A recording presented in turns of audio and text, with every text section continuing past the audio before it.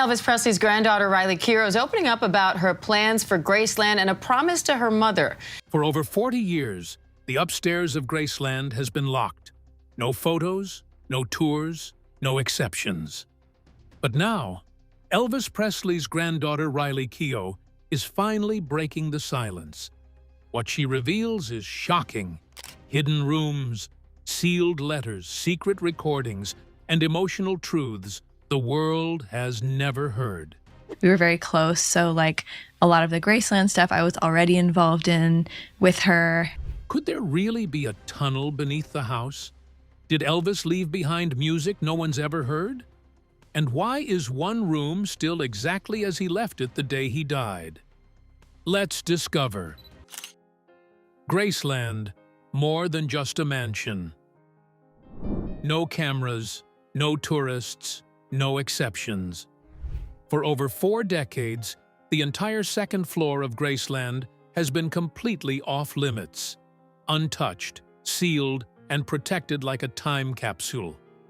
Even the most loyal Elvis fans have never laid eyes on it.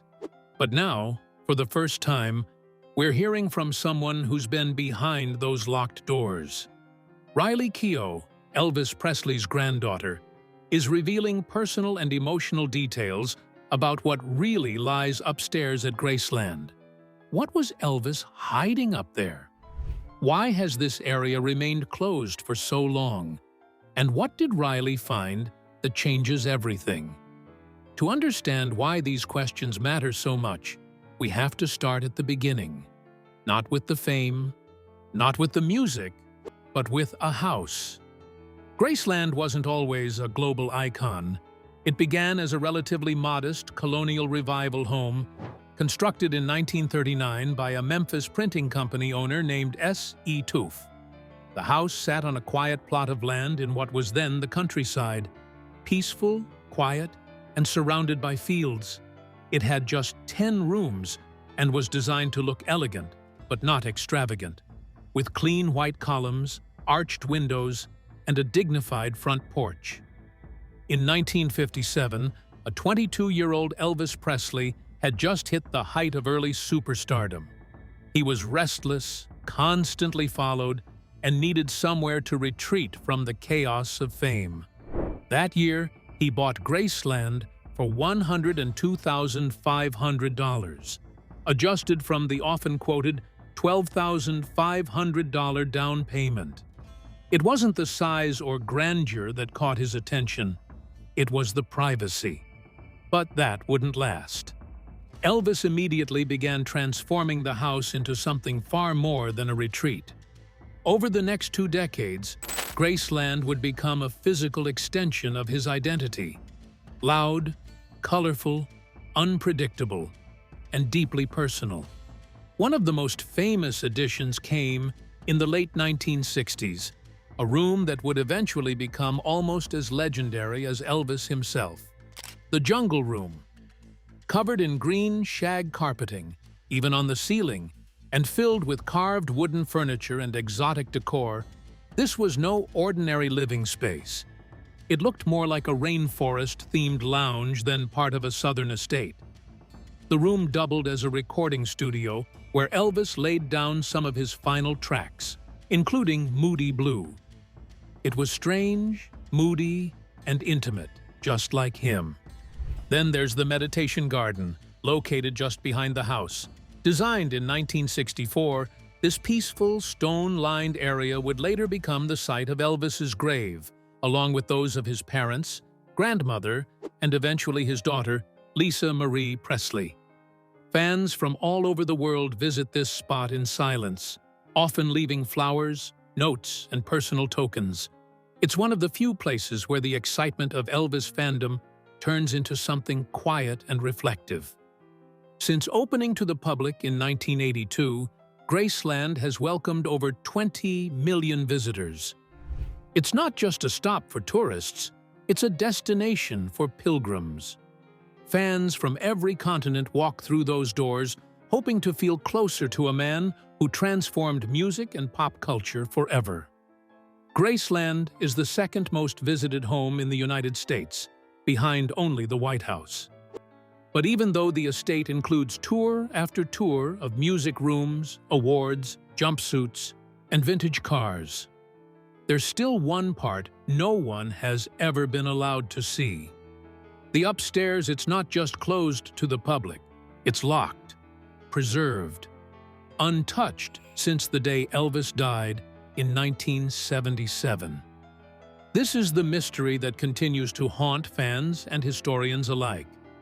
What's upstairs? Why is it so protected? And more importantly, what stories are sealed in those rooms? For years, only a tiny group of people, family, staff, and close friends, have been allowed past that staircase. It's not because there's something scandalous or disturbing up there. It's because, to the Presley family, that space is sacred. The bedroom where Elvis slept, the bathroom where he died, the closet where his jumpsuits still hang. Time has stopped on the second floor. Riley Keough grew up surrounded by stories of Graceland. As the daughter of Lisa Marie Presley and the granddaughter of Elvis, her connection to the house is not just historical, it's deeply personal. And for the first time, she's offering glimpses into what those rooms meant to her. And more importantly, to him. The upstairs is where Elvis hid from the world, where he read, wrote, grieved, created, and unraveled. In a house known for its spectacle, this floor is silent, unseen. Yet, in many ways, it's the most important part of the story. The allure of Graceland has never just been about what's on display. It's about what's still hidden. Riley's insights into the upstairs give us something new, not just access, but understanding. What she found inside those locked rooms wasn't just memorabilia. It was memory, private, raw, and real. And it's time the world heard what she has to say. Riley Keough unlocks the upstairs, secrets, and revelations. For over 4 decades, it was completely off-limits. No visitor tours, no video footage, no photographs. The second floor of Graceland, where Elvis Presley lived and where he died, was sealed shut, protected from even the most dedicated fans. But in a move no one expected, Riley Keough, Elvis's granddaughter, and now the official owner of the estate, has begun to speak. And what she's revealed is nothing short of shocking. Behind the closed doors of that upstairs hallway are secrets no one outside the family has ever heard. Letters, hidden compartments, entire rooms frozen in time. Why did Elvis keep this area so private? And why has Riley decided to share its secrets now? For years, fans speculated that the second floor was locked off to cover up the truth, that Elvis never died, and that the bedroom and bathroom were staged. Some even claimed the Presley family was guarding a lookalike's death scene, and that Elvis escaped to South America. But Riley shuts all of that down. She confirms that the upstairs rooms are preserved exactly as they were on the day of Elvis's death, not because there's anything to hide, but because there's too much to feel. As she puts it, it's like he never left. Everything's still there. His clothes, his records, the books by his bed. You can smell the cologne. You can feel him in the walls. The second floor has been locked since August 16th, 1977, the day Elvis died. It wasn't a decision made by museum curators or tour managers. It was a family order. Vernon Presley, Elvis's father, personally ensured that the upper level would remain sealed, not as a publicity stunt, but as a private sanctuary. The rooms haven't been cleaned out, restyled, or modernized. Even the clock above Elvis's bed is stuck. At the same time it read, when paramedics arrived. Riley, who spent much of her childhood visiting Graceland, recalls sneaking upstairs while the public walked through the lower halls. She and her cousins were told not to touch anything. But they watched, quietly, soaking in a world frozen in time. One of the rooms that stuck with her most was Elvis's personal study, a small, darkly decorated space with walls lined in deep wood, filled with books on numerology, Christian theology, and Eastern mysticism. Among them were notebooks filled with Elvis's own reflections on fame, spirituality, and loneliness. Some entries, Riley says, read like journaled prayers. Others are more erratic, unfinished song lyrics, stream of consciousness paragraphs, scribbled quotes. One page, she recalls, just had the word "free" written over and over. There are also physical artifacts that Riley believes offer a window into her grandfather's state of mind. Elvis's bed, still dressed in its original silk sheets, is flanked by two nightstands, one topped with a Bible and handwritten annotations, the other with pain medication bottles, some still full. Tucked beneath the bed, Riley found a shoebox labeled "Do Not Open." Inside, unsent letters. One of them was addressed to Lisa Marie. Another simply read, "To whoever finds this after I'm gone." These items, Riley admits, are too personal to release to the public. But she acknowledges they exist, and that they've changed how she sees her grandfather.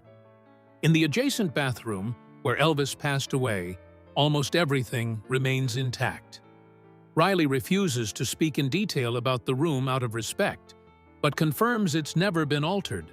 Not even the towels have been replaced. The room is sealed with the same reverence as a mausoleum. For the Presley family, this wasn't just a place of tragedy. It was a deeply private space, where Elvis often locked himself away from the pressures of the outside world. Riley says he spent hours in there reading, meditating, and sometimes just sitting in silence. The bathroom, like the bedroom, was a refuge. Another space Riley spoke about, never mentioned in official Graceland literature, is what she calls the quiet room. A small, tucked-away area at the end of the upstairs hallway that Elvis had designed as a meditation space. With low lighting, cushions on the floor, and a soft hum from an old sound machine, this room was where Elvis would go to pray, reflect, or escape. There are no photos of it, no fan accounts, and until Riley mentioned it, no one even knew it existed. She believes it's one of the most honest parts of who he was. A man constantly searching for peace in a world that wouldn't stop looking at him. So why has she decided to talk about it now? Riley says that for years, the upstairs remained silent out of necessity. Her mother, Lisa Marie, had a protective relationship with that part of the house. It was too painful, too sacred, too unresolved. But after Lisa Marie's passing, Riley found herself in a new role, both as owner of Graceland and as the voice of a family legacy. She felt it was time to share the parts of the story that had never been told, not for spectacle, but for understanding. Not to exploit, but to connect. Still, Riley is clear. The upstairs will remain closed to the public. These stories, these revelations, are meant to give fans a deeper emotional connection to Elvis, not physical access to the rooms. Some spaces are meant to stay personal, she said. But that doesn't mean they have to stay secret. Is Elvis still alive? The most enduring theory in pop culture. Could Elvis Presley have faked his own death and escaped through a tunnel buried beneath Graceland? It sounds like something out of a thriller novel, but to this day, thousands of fans believe it's not just possible, they believe it happened. What fuels this theory isn't just blind devotion or tabloid nonsense. It's the unusual details surrounding his final days, his need for extreme privacy, and the layout of Graceland itself, which some say includes a hidden underground passage built specifically for him to vanish when he needed to. Did Elvis Presley use a secret tunnel to escape Graceland? Many would believe that maybe he did because he was just so famous. The tunnel rumor has circulated for decades. According to some former Graceland employees and unverified visitor accounts, there's said to be a hidden passage leading from the main house to the rear of the property, or even beyond it. One popular theory claims it stretches beneath the meditation garden and leads to an unmarked exit in a wooded area behind the estate. The purpose? Depending on who you ask, it was either a privacy safeguard, so Elvis could avoid paparazzi, or an emergency escape route, just in case he ever decided to disappear for good. Those who support this theory point to Elvis's growing paranoia in the 1970s. He had microphones swept for bugs. He stopped performing regularly. He started pulling away from public appearances, and even inside Graceland, he rarely left the second floor. It wasn't just reclusive behavior, it was total withdrawal. For believers, this withdrawal was the prelude to a plan. So what about the tunnel itself? Is there any proof it exists? Official Graceland blueprints that are available to the public make no mention of such a tunnel. But these documents are incomplete by design. Graceland's second floor isn't shown either, and we know that area exists. Some former staffers have denied the tunnel outright. Others have said, cryptically, there are things not even employees are shown.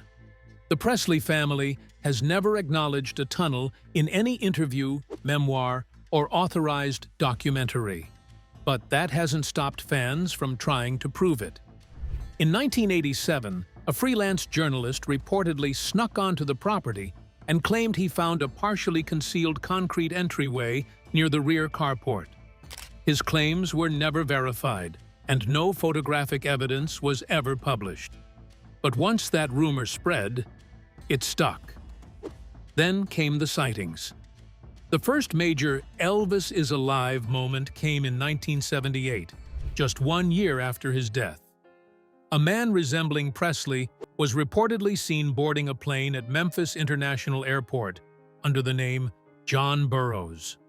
That's not a random alias. John Burroughs was the same fake name Elvis had used repeatedly when checking into hotels on tour. The sighting made local news, but was brushed off as coincidence. Still, it triggered a wave of similar stories. In 1984, a tourist visiting Graceland took a photo of a groundskeeper relaxing behind the house. That image went viral, or as viral as a photo could go in the 80s. Fans insisted the man was Elvis. He wore sunglasses, had Presley's facial features, and appeared heavier, in line with what Elvis would have looked like had he aged naturally. The image was blown up, analyzed, and scrutinized. But to this day, Graceland staff have never revealed who the man actually was. More sightings followed. Elvis in Michigan, Elvis at a Burger King in Texas, Elvis spotted watching an Elvis impersonator show in Nevada. One of the strangest reports came in 1994, when a man matching his description reportedly walked into a DMV in California. The clerk said he was polite, quiet, and paid in cash. When asked for a name, he said, "That's not important." The security footage, if it ever existed, was never released. Another layer of the theory rests on the official documentation of Elvis's death. Some fans point to inconsistencies in the death certificate, mainly the spelling of his middle name. Elvis's legal middle name was Aaron, but the gravestone and paperwork read Aaron. For believers, this was no typo. It was a deliberate signal, a sign that the man buried there wasn't actually him. But why would Elvis fake his death? The most common theory is burnout. By the late 1970s, Elvis was in chronic pain, struggling with addiction, and sick of fame. He believed he couldn't escape the public eye unless he disappeared entirely. Faking his death would have been the only way to live in peace. Supporters argue that Elvis had the money, the connections, and the isolated property to pull it off. especially if he had a private tunnel leading out of his estate. Of course, there's no credible forensic evidence that he lived beyond 1977. No DNA match, no fingerprints, no verified communications. His autopsy was performed, his body was viewed by family, and his funeral was public. The sightings, while fascinating, are ultimately based on blurry photos and unverified anecdotes. Many of the supposed witnesses have walked back their stories over the years. Still, what keeps the theory alive is how little of Elvis's final days were seen. He hadn't been photographed publicly in months. He wasn't touring. And, most notably, he was living almost entirely in the upstairs portion of Graceland, which remains sealed to this day. That silence has created a vacuum, and nature abhors a vacuum. So people fill it with stories, with guesses, with the idea that the king of rock and roll might have decided to leave the stage one final time, on his own terms. Riley Keough doesn't need to address every rumor. She understands that part of Elvis's enduring power is the mystery. She's said repeatedly that her role is not to explain him, but to protect what mattered to him. Whether that means guarding his emotional legacy or maintaining the sealed rooms of Graceland, she believes some things are meant to remain unanswered. Maybe there is no tunnel. Maybe there never was. Maybe the sightings were all mistaken identities, and the misspelled name on the grave was just a well-intentioned correction. Or maybe, for a man who lived his life in front of the world, keeping one part of himself hidden was the most rebellious act of all. Inheriting the kingdom of Graceland. What if the Presley family tree isn't complete? For years, rumors have swirled that Elvis Presley fathered children beyond Lisa Marie, children whose identities were either hidden or denied. Some of these alleged heirs have stepped forward with what they claim is physical proof: DNA samples, birth certificates, and even side-by-side photos showing uncanny resemblances. Others have filed lawsuits, hoping to claim not just a name, but a share of the Presley estate. And while most of these claims have been dismissed or ignored, the fact that they keep resurfacing again and again adds another layer of intrigue to an already complex legacy. Who controls Elvis's empire today? And could someone else legally challenge that control? The Presley estate is not just valuable, it's structured with legal protections that make it incredibly difficult to contest. Priscilla Presley is speaking out amid her legal battle to remain the trustee of her late daughter, Lisa Marie Presley's estate. After Elvis's death in 1977, Graceland was inherited by his only child, Lisa Marie Presley. Upon her death in 2023, ownership transferred to her daughter, Riley Keough. But that transition wasn't smooth. It was immediately followed by a legal dispute involving Priscilla Presley, Lisa Marie's mother, who contested a 2016 amendment to the trust. The matter was settled out of court, but it revealed something essential about the Presley legacy. It is not just emotional territory. It's contested legal ground, worth hundreds of millions of dollars. And that's where the so-called secret heir theory gains traction. Over the decades, at least a dozen individuals have claimed to be the biological child of Elvis Presley. Most of these claims have appeared in tabloids, but a few reached courtrooms. One man, claiming to be Elvis's son, tried to obtain a court order to exhume the king's body for DNA testing. The request was denied.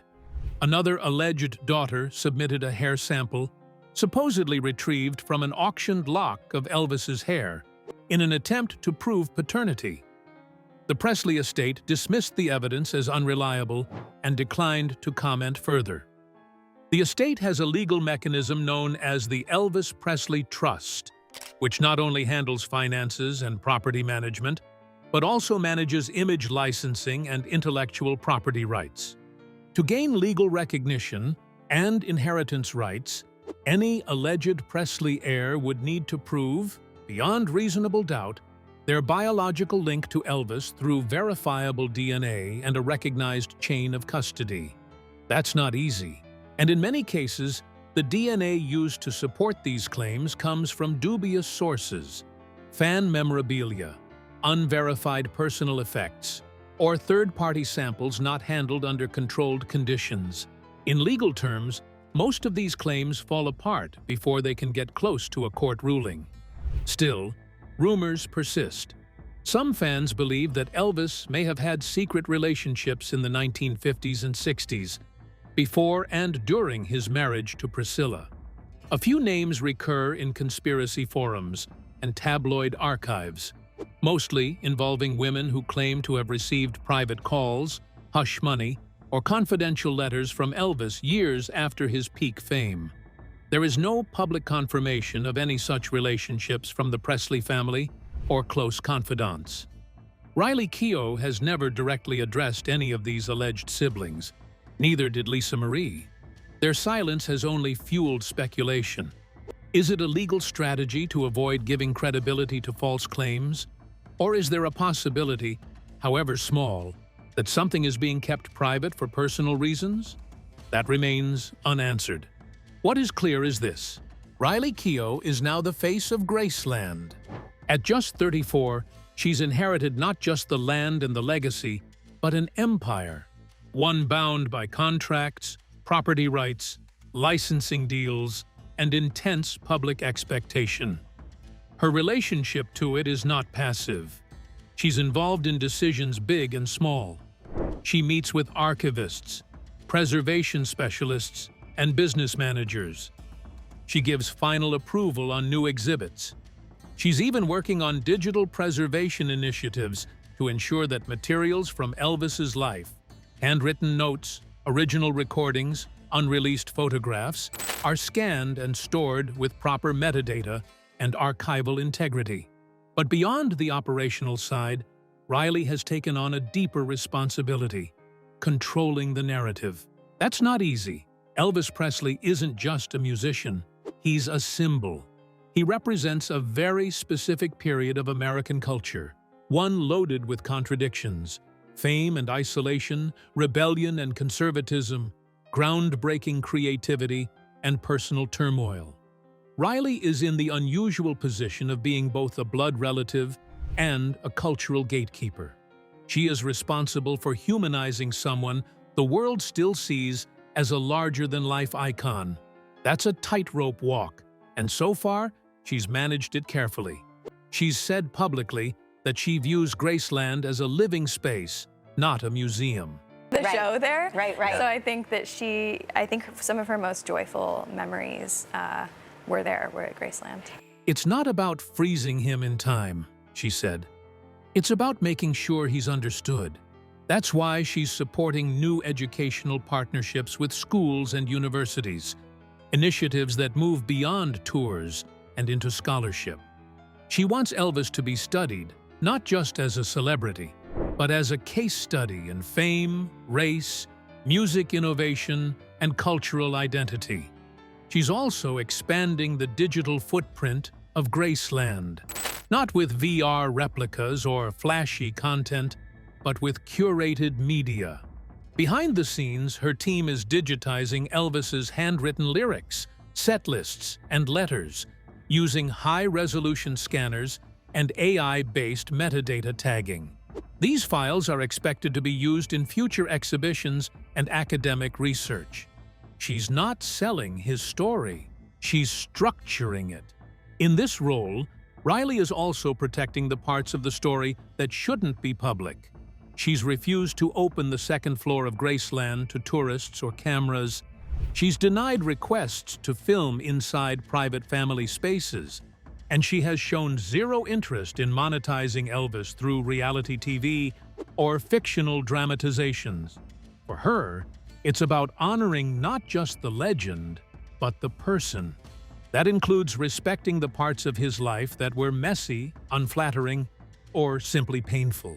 If there is a secret heir out there, someone with a legitimate connection to the Presley bloodline, Riley will likely be the one to decide what happens next.